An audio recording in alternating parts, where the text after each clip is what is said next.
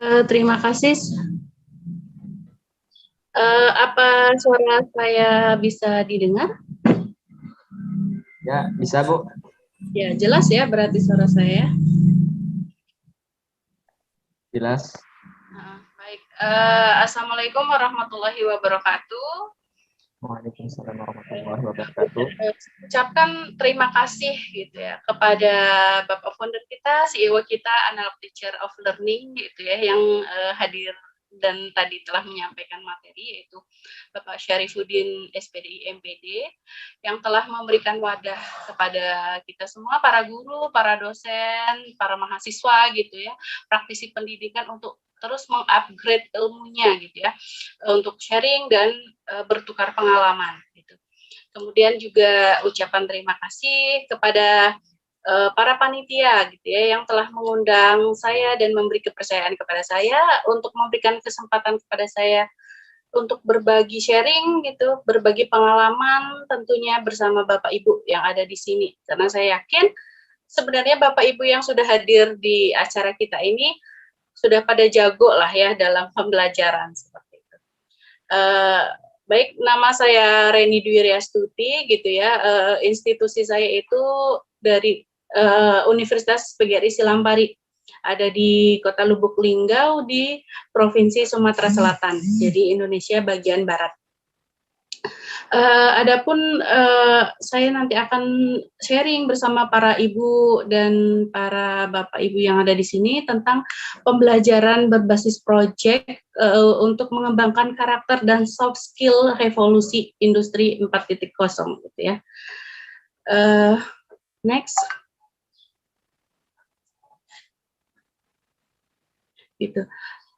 Jadi pendahuluan, diawali dengan pendahuluan gitu ya, pada pembelajaran abad 21 ini gitu ya, itu merupakan pembelajaran yang berorientasi pada revolusi industri 4.0 gitu ya, di mana pembelajaran revolusi 4.0 ini ditandai dengan meningkatnya konektivitas, interaksi serta perkembangan sistem digital gitu ya, karena sekarang seperti kita ketahui gitu ya, semuanya sudah berbasis digital gitu ya.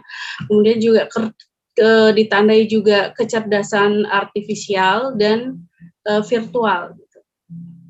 Nah, pada revolusi industri 4.0 ini yang berada di abad 21 itu guru gitu ya, pendidik itu dituntut oleh Indonesia, oleh negara gitu ya, oleh pemerintah dituntut untuk menghasilkan output yang bermutu gitu ya.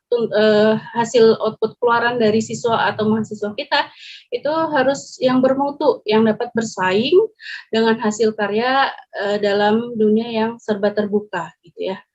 Nah, saat ini sebenarnya ada kebutuhan juga selain yang tuntutan itu, kebutuhan siswa gitu ya. Kebutuhan siswa itu sebenarnya tidak hanya teoritis saja gitu ya, namun juga harus memiliki soft skill, keterampilan gitu ya untuk menerapkan suatu pengetahuan teoritis gitu ya, yang diperoleh dari sekolah, dari kampus gitu ya, yang kemudian siswa itu mampu mengemas hasil pengetahuan teoritis ini ke dalam sebuah teknologi yang tentunya dapat dibaca atau dapat diakses oleh seluruh dunia gitu ya.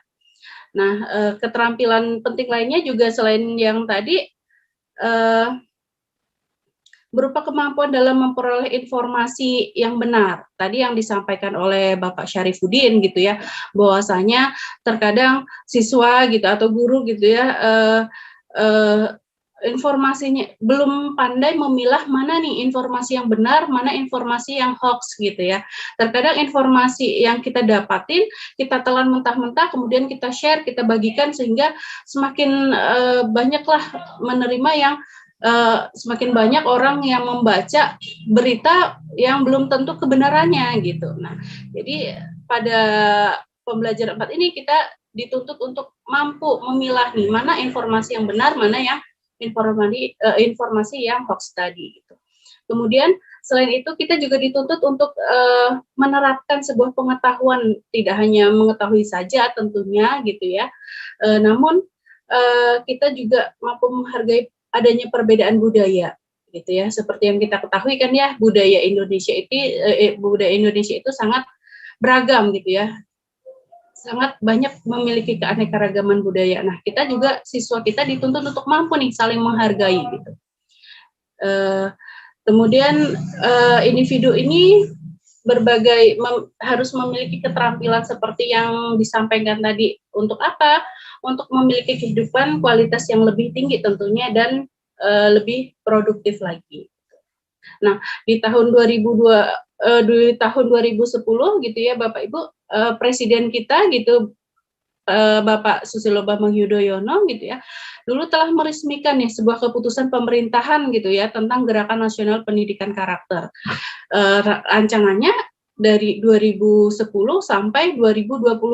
Nah, makanya pada tahun 2022 ini kita masih digencarkan pada pendidikan berkarakter gitu ya, karena kita ketahui sendiri untuk arus perkembangan teknologi di pembelajaran 4.0 ini gitu ya, teknologi dan informasinya kan serba cepat gitu ya, serba cepat. Kemudian perlu diikuti juga dengan SDM yang tangguh dan berkarakter. Maksudnya tangguh dan berkarakter di sini kita diharapkan pendidik nanti gitu ya, pendidik kemudian mendidik siswanya nanti diharapkan mampu memilah misalnya saat menggunakan teknologi gitu, memilah mana yang harus digunakan, mana yang tidak. Menonton video pembelajaran, mana yang harus ditonton, mana yang tidak, seperti itu. Jadi dibutuhkan karakter juga dalam hal ini. Gitu. Nah, di sisi lain problematika ini selain tadi juga kita lihat gitu ya, masih banyaknya kenakalan remaja, kenakalan siswa gitu ya, tawuran antar pelajar gitu ya. Kalau di kemarin itu ada kasus gitu ya, kalau di daerah saya itu ada kasus di TikTok gitu ya, salah main TikTok, mungkin maksudnya adalah untuk main-main saja, tetapi setelah dimaknai ada kalimat yang ternyata itu seperti merendahkan sekolah lainnya, sehingga para sekolah lainnya itu tidak terima gitu ya. Akhirnya, didatanginya para siswa yang sudah membuat TikTok ini akhirnya tawuran gitu. Nah, ini kan juga sebenarnya berkaitan sama karakter nih gitu ya. Pembentukan karakter yang belum muncul pada diri siswa gitu ya. Nah, kemudian juga kita ketahui budaya mencontek gitu ya saat ujian. Ujiannya sekarang sudah daring kalau kemarin gitu ya. Saat daring terkadang saat ujian nih ada yang lain yang ngerjain gitu ya. Anaknya yang ujian tapi ibunya yang mengerjakan. Walaupun sudah dipasang nih, udah zoom terus dipasang kamera biasanya minimal ada 2 kamera gitu ya, kamera dari sisi mana, tetapi ya masih aja pinter gitu ya, siswanya minta bantuan untuk mencari jawaban dari soal yang sedang dikerjakan gitu. Nah, jadi bergesernya nilai-nilai inilah kita pendidik dituntut untuk menumbuhkan atau mengembangkan karakter dalam proses pembelajaran. Nah, kemudian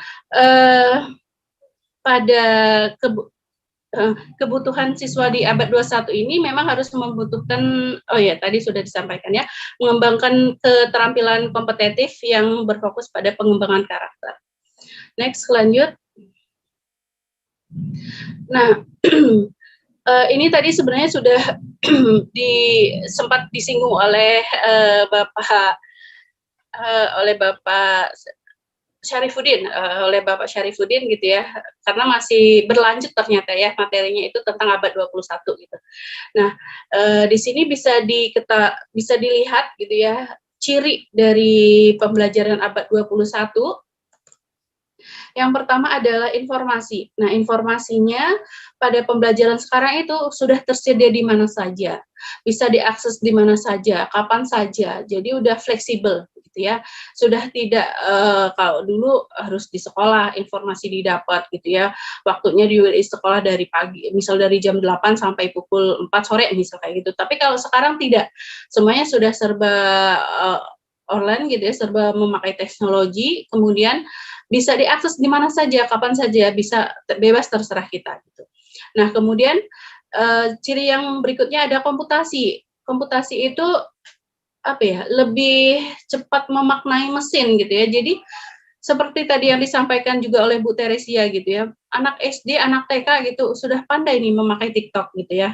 Kemudian kita lihat anak-anak kecil sudah ada sudah jadi YouTuber masing-masing, walaupun memang masih beberapa dikendalikan oleh orang tuanya gitu. Tetapi mereka sudah mengenal, sudah mengetahui cara mengoperasinya seperti apa gitu. Nah, ini tandanya bahwasanya pemakaian mesin gitu lebih cepat di era sekarang gitu.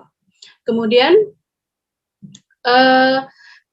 berikutnya apa? Otomasi gitu ya. Otomasi itu menjangkau segala pekerjaan rutin. Jadi maksudnya di sini adalah penggantian tenaga manusia.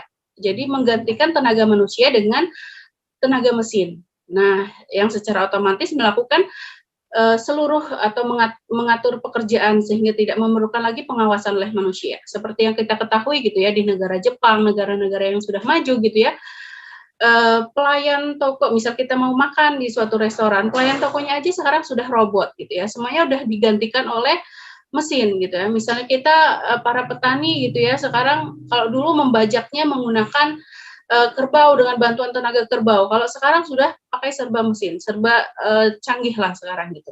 Jadi pembelajaran di abad ini salah satunya juga ditandai dengan adanya otomasi.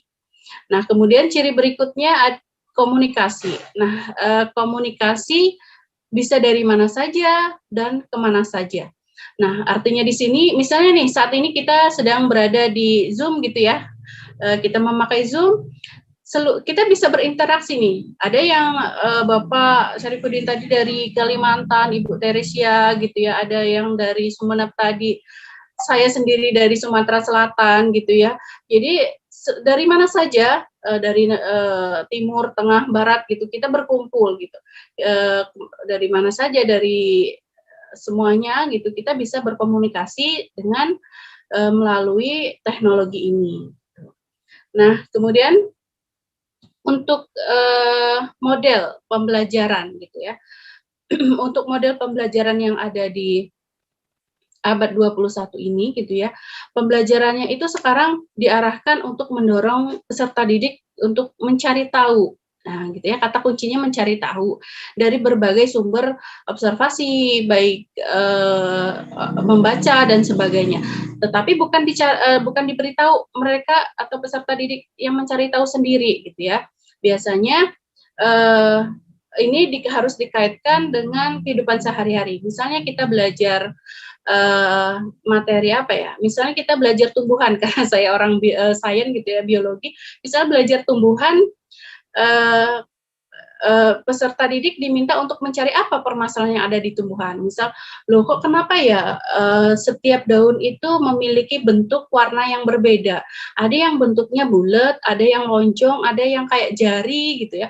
Warnanya ada kuning, ada merah, walaupun pada umumnya warnanya hijau seperti itu. Mungkin itu sebuah permasalahan yang muncul pada diri siswa.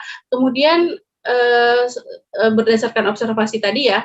Nah, kemudian nanti harus dicari jawabannya, oh ternyata seperti apa gitu. Nah, makanya di nomor 2 ini pembelajaran diarahkan untuk mampu merumuskan masalah. Nah, rumusan masalah ini didapat dari sebuah pertanyaan gitu ya. Jadi bukan hanya menyelesaikan masalah saja namun mampu untuk mencari sebuah permasalahan. Permasalahannya tadi misal kok warna daun, bentuk daun itu berbeda-beda. Nah, kemudian setelah mendapatkan itu, siswa dipersilakan untuk observasi, untuk pengamatan langsung turun ke lapangan. Kenapa bisa berbeda? Nah, kemudian dicari tahu informasinya melalui buku-buku atau teknologi lainnya, bahwasanya yang terkandung di dalam sebuah daun itu ada klorofil, namun ada beberapa zat warna lainnya yang ada di dalam tumbuhan tersebut sehingga warnanya beda-beda. Kemudian kenapa bentuknya beda-beda? Nah, nanti tergantung oleh gennya, kemudian tergantung oleh seberapa besar dia mampu untuk melakukan proses fotosintesis dan sebagainya gitu ya.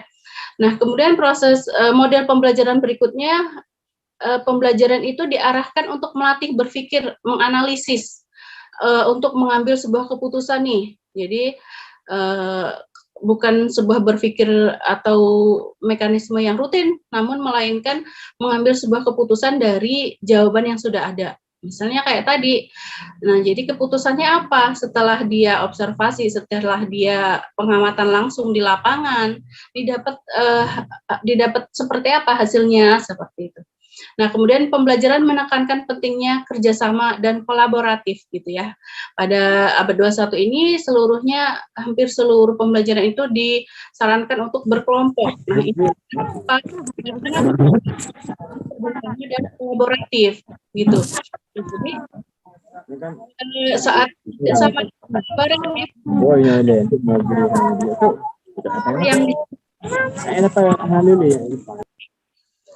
gitu ya, mampu saling menghargai, kemudian bisa meminta pendapat, tidak egois terhadap pendapat kita sendiri dan sebagainya, gitu ya. Kemudian next ya. Nah, untuk skema pelangi di keterampilan abad 21 gitu ya, ada skemanya gitu.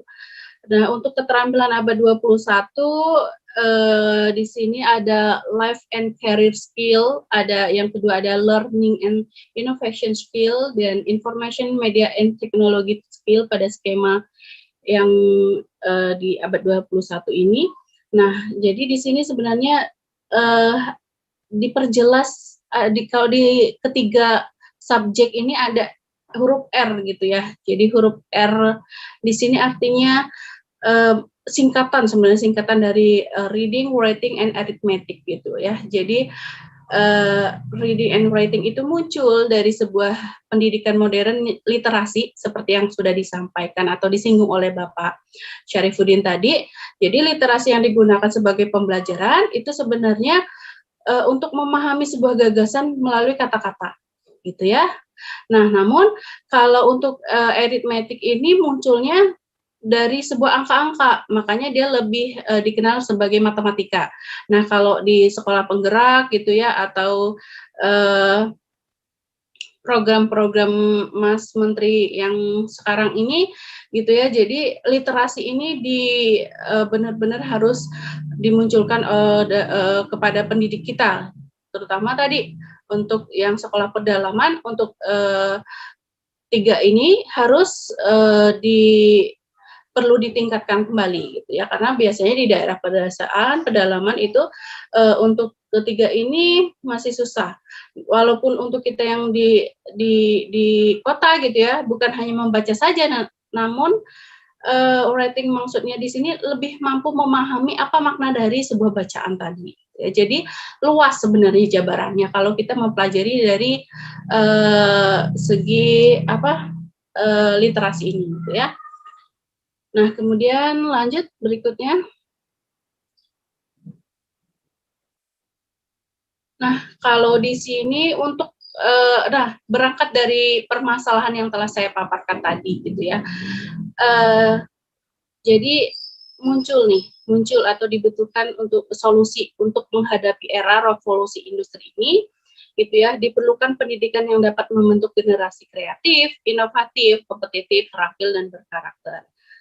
Nah, seperti yang kita ketahui tadi gitu ya, pendidikan dihadapkan pada tantangan yang sebenarnya cukup serius gitu ya. Suasana dan hasil belajar itu harus bermoral dan berkarakter gitu ya. Jadi guru atau pendidik di sini memegang peranan yang sangat penting gitu ya dalam kegiatan PBM-nya gitu ya. Karena kenapa? Karena kita nih, jadi pendidikan ini sebenarnya ada di tangan kita, di tangan para pendidik dan guru. Jadi mau dibawa kemana siswanya gitu, siswa kita yang sekarang miskin moral, miskin karakter gitu ya. Dengan pembelajaran ini kita harus mampu mengembangkan agar karakternya tumbuh. Kalau kita bandingkan dengan negara-negara lain gitu ya, kalau karakter mereka itu sudah tertanam sejak dari sebelum mereka ada prasekolah. Kalau kita ada PAUD gitu ya. Kalau mereka sebelum sekolah itu ada sebelum SD, kalau kita kan SD ada PAUD, ada TK. Kalau di negara luar biasanya ada prasekolah. Nah, di sana sudah di pembelajaran di sana memang sudah benar-benar dikemas sehingga si siswanya tadi mampu mengembangkan karakternya masing-masing, gitu ya. Misalnya ambil contoh yang sudah sampai orang dewasa aja, misalnya ada lampu merah menandakan kita berhenti gitu ya di lalu lintas. Nah, kalau kita terkadang ya udahlah ini masih subuh, misal jarang. Terkadang beberapa kita nerobos aja. Tetapi untuk di negara-negara yang sudah maju, mereka benar-benar taat akan peraturan gitu. Kalau sebagian orang bilang kalau Indonesia ini aturan itu ada untuk dilanggar gitu ya. Terkadang ada beberapa yang bilang seperti itu. Tapi tidak dengan negara-negara yang sudah maju. Mereka benar-benar peraturan itu ya harus ditaati. Toh ada yang mengawasi atau tidak, mereka memang benar-benar sudah mentaati peraturan itu. Nah, itu kan juga berkaitan sama karakter gitu ya. Next, lanjut. Nah, ya tadi setelah adanya butuh solusi gitu ya, butuh solusi atau upaya tadi, jawabannya melalui proses pembelajaran project, berbasis project atau project based learning gitu ya, atau PBL yang dikenal dengan PBL. Nah, pada PBL ini gitu ya, itu memiliki ciri atau karakteristik. Yang pertama, itu menyiapkan pertanyaan atau menugaskan proyek. Nah, ini merupakan sebuah langkah awal untuk peserta didik gitu ya atau siswa untuk mengamati lebih dalam lagi terhadap pertanyaan yang muncul dari fenomena yang ada gitu. Misalnya tadi saya contohkan fenomenanya misalnya daun tadi gitu ya, atau kalau sekarang fenomenanya COVID gitu ya. Nah, jadi siswa nanti diminta untuk mendapatkan merumuskan suatu permasalahan sehingga muncul sebuah pertanyaan dari dari yang sudah diamati. Nah, kemudian yang kedua itu mendesain perencanaan proyek atau project. Nah, tentunya dengan cara menyusun perencanaan proyek melalui sebuah percobaan gitu ya. Kalau percobaan seperti saya tadi misalnya uji coba untuk proses fotosintesis atau untuk mengetahui kandungan yang ada pada suatu daun seperti itu ya. Misalnya untuk melihat proses stomatanya, apakah ukuran stomata pada daun yang lebar apakah ikut lebar juga ataukah jumlahnya banyak kecil-kecil tapi jumlahnya banyak atau seperti apa. Nah, itu juga melalui sebuah percobaan gitu. Nah, kemudian menyusun jadwal sebagai langkah nyata dari sebuah proyek. Nah, setelah setelah siswa gitu ya menyusun perencanaan, kemudian harus menyusun jadwal gitu ya. Jadi jadwalnya harus jelas nih.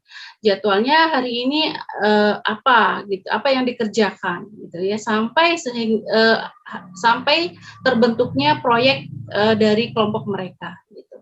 Nah, kemudian tugas guru gitu ya, memonitor kegiatan dengan perkembangan proyek. Jadi mengevaluasi proyek yang sedang dikerjakan juga. Nah, sudah sampai mana, sebatas mana proyek ini berhasil gitu. Ya. Nah, kemudian untuk menguji hasil, fakta dan datanya dihubungkan dengan berbagai data lain. Oh, ternyata benar nih kalau penelitian kita atau pengamatan kita ternyata sesuai sama penelitian sebelumnya, data-data sebelumnya gitu. Berarti benar adanya gitu. Tetapi kalau misalnya ternyata tidak sesuai ya tidak apa-apa gitu ya. Kita sebagai guru atau sebagai dosen jangan memaksakan bahwasanya harusnya seperti ini, tidak, tetapi yang kita arahkan kenapa data bisa seperti itu gitu ya, kenapa solusi atau jawabannya bisa seperti itu, ternyata ada faktor X gitu ya, faktor X ini mempengaruhi sehingga kita mendapatkan data seperti itu gitu ya. Jadi jangan memaksakan data kita atau hasil pengamatan kita sesuai dengan data-data orang lain. Nah, kemudian yang terakhir mengevaluasi kegiatan pengalaman. Nah, di sini kegiatan pengalaman kita itu harus dievaluasi juga tentunya sebagai acuan perbaikan tugas-tugas proyek pada mata pelajaran atau pada mata perkuliahan yang lainnya. Next.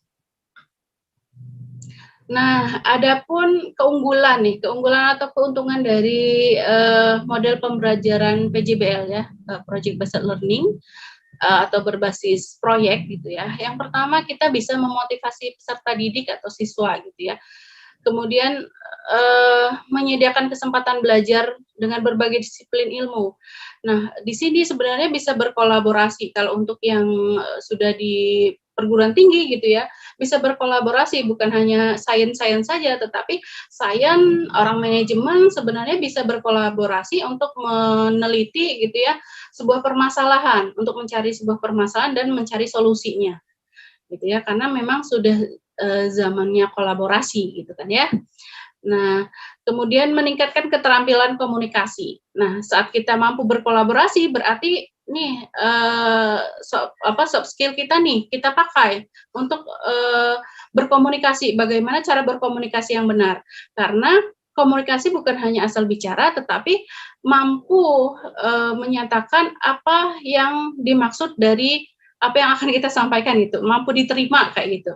Jadi misalnya data kita seperti ini, nah data kita ini bagaimana kita kemas sehingga data kita ini bisa tersampaikan oleh si lawan bicara kita.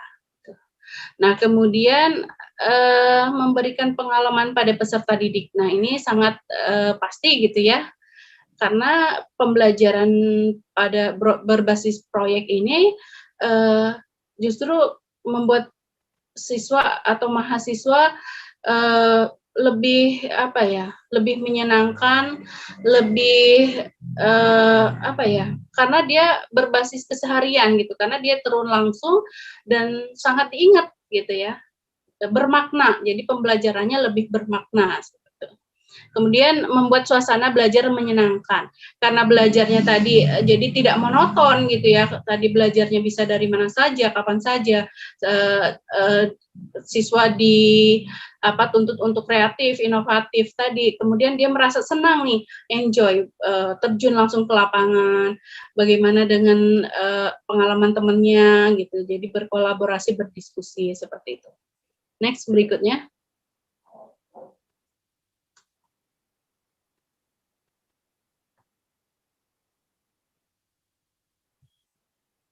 Nah, oke. Di sini ada langkah PJBL dalam pengembangan karakter dan soft skill gitu ya.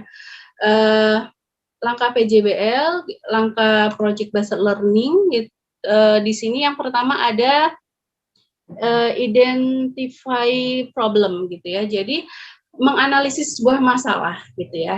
Menganalisis dulu masalahnya. Tadi sudah disampaikan juga masalahnya apa gitu ya, kita analisis gitu ya. Kemudian analisis of the problem gitu, analisis masalah tadi. Nah kemudian langkah berikutnya ada studi lapangan gitu ya, ada field studies and investigation, studi lapangan dan investigasi ya. Nah studi lapangan berarti tadi ya langsung terjun ke lapangan gitu. Kemudian identify research and research, mengidentifikasi sumber daya gitu ya, mengidentifikasi sumber daya dan melakukan penelitian atau pengamatan tadi.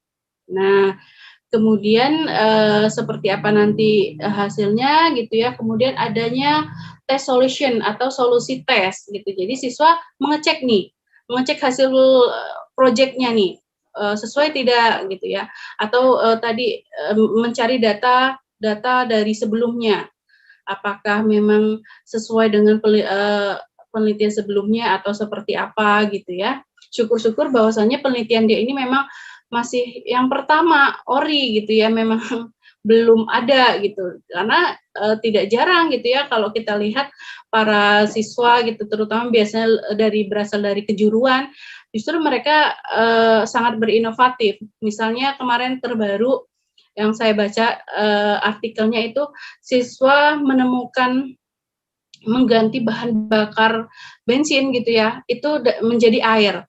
Jadi air 1 liter itu gitu ya, air dalam 1 liter itu mampu digunakan selama 3 jam perjalanan gitu.